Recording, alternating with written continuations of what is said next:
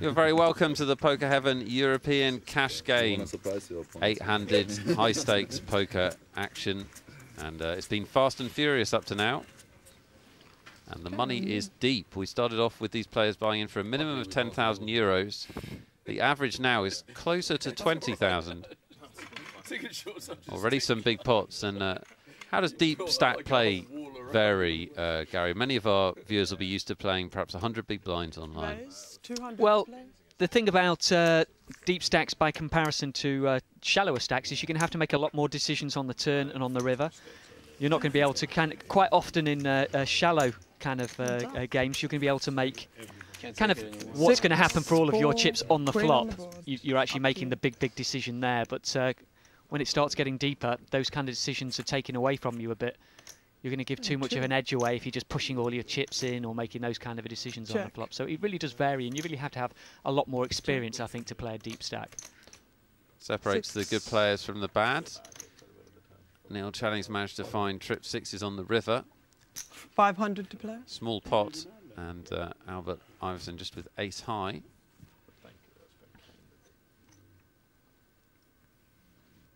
Slight overbet of the pot from Neil. Maybe trying to make it look like a bluff. Trying to get called from exactly the kind of hand Albert has, actually. Albert can't find an excuse to call, unfortunately for Neil.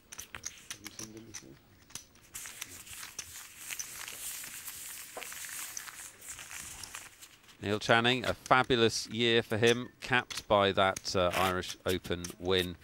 800,000 euros, 660 plus players he beat to win that title. And he was due, wasn't he, Gary? He's been one of the better players on the UK circuit for some time. Yeah, he's got deep in the main event of the World Series of Poker a number of times. I think it's 3 years he's actually got into the money.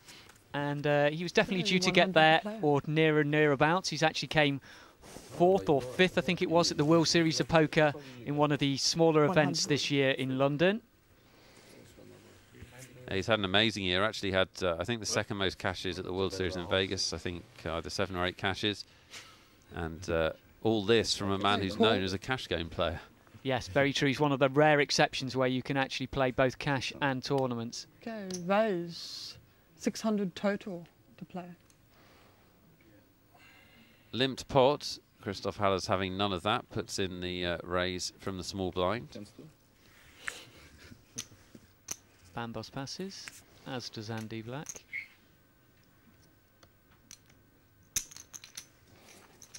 Peter Eastgate's going to call and see one in position. It's quite a big call with the 7-5. Yeah, they are sitting deep though. 2, 3, ace on you. Not a good flop for the ace, but he's going to have to make a continuation bet, I think. 800 to play. Tough to know what Peter can do here. Very easy for Christoph Haller to have an ace. Yes, very true. He has got position. If he calls and Christoph checks, he might feel like he can take it away from him on the turn. Call. Well, that's exactly what he's going to do. Creative play here from Peter Eastgate. Calls with 7 high. I guess he's improved his hand, but more importantly, Christoph's checked. This is kind of what he's thinking about. He's not just thinking about the fact that he can catch a 4. That's almost like his backup plan is catching the floor. His main thing is to think that he's representing a medium ace, and Christoph's likely to check it to him, and if he does, he's going to try and take it away. And that's what's happened. Good play there from Peter Eastgate.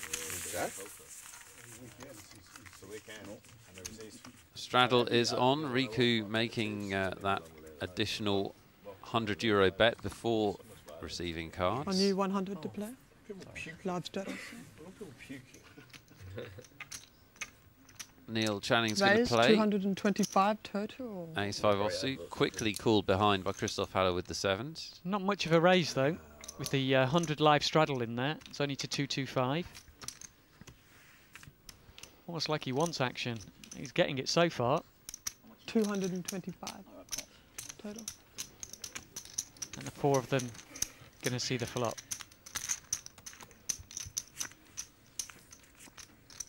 5, 8, 7 on the board. Well, that's 3 sevens for Christoph Albert. Check. Dangerous board, of course. Diamonds Check. and lots of straight draws. Yeah, he's going to have to bet. 800 to play. Unfortunately, I can't see him getting too much action. Nope, this one's going to go around. Always feels like a bit of a waste when you flop 3 of a kind and no one wants to give you any of their chips. But it's better than losing, so he's going to stack that one. I believe if you can win consistently in cash games, you prove you are a good player. I mean, far over average, because a tournament can win anybody. It's just, you know, with enough luck, even the worst player can win a big tournament. But to survive in cash games over a couple of years, you have to be better than the others, than their opponents. I'm like playing the same game always. Yeah, it's maybe my best strength, that I'm not changing the game no matter if I'm up or down.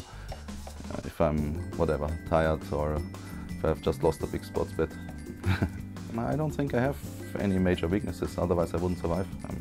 I'm doing it for 25 years, there's a lot of routine in it, and I'm like, if I would think I have weaknesses, I would work on it till they are gone. Yeah. I'm winning a lot of money every year, so there can't be much weak, you know, about my game. It's more or less now that I'm trying to evaluate my opponents right. That's the main thing. I mean, the play technically, I think I know everything about it, but like when I sit at the table, new opponents, I have to observe them and make the right judgment, which is the most difficult thing to do, and I'm still like learning on it, or like trying to get more practice. It's just a challenge. I mean, there's no value in this game because they all can play. It's not like going to Moscow and other countries where you get a real good game with a lot of positive expectation. Yeah. It's just, you know, fun thing to be here and play a few hours.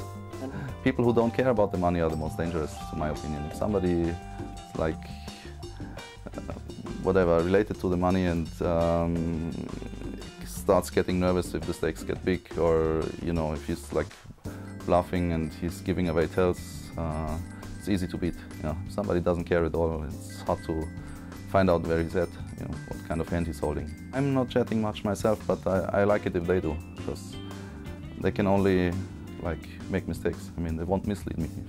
They want to give away information. Okay, welcome.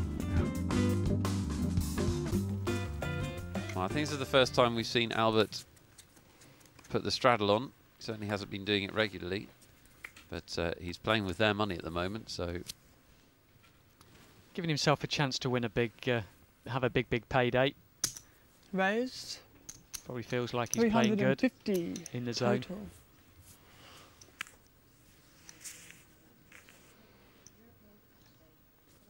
Yeah, I know.